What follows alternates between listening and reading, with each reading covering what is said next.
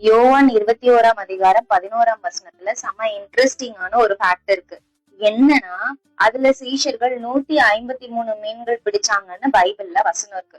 எதுக்கு 153 மீன்கள்? ஏன் 200 இல்ல? ஏன் 100 இல்ல? ஏன் 153 ஸ்பெசிபிக்கா அதுல சொல்லப்பட்டிருக்குதுன்னா, இந்த கால சயின்ஸ் படி there are 35,000 fish, அதாவது 35,000 வகையான மீன்கள் இருக்குது அப்படின்னு இந்த கால சயின்ஸ் படி சொல்றாங்க. அந்த காலத்துல சயின்ஸ் இல்ல. அவங்க என்ன நம்பியிருக்காங்கன்னா 153 வகையான மீன்கள் இருக்குது அப்படின்றத அவங்க நம்பிக்கிறாங்க. அப்போ அவங்க நம்பினபடி எல்லா வகையான மீன்களும் அந்த வலையில அகப்பட்டது.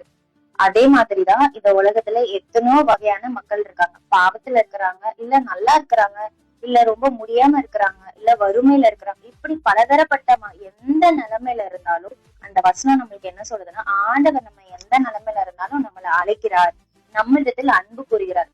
நீங்க எந்த பேக்ரவுண்டா இருந்தாலும் அந்த 153 மீன்ல நீங்களும் ஒருத்தர் தான். அவ்வளவு பெரிய மீன்கள் இருந்துமே அந்த வலை கிளியல. அதே போலதான் ஆண்டவருடைய கிருபையும் நம்மளை விடாம கெட்டியா புடிச்சுக்கும்.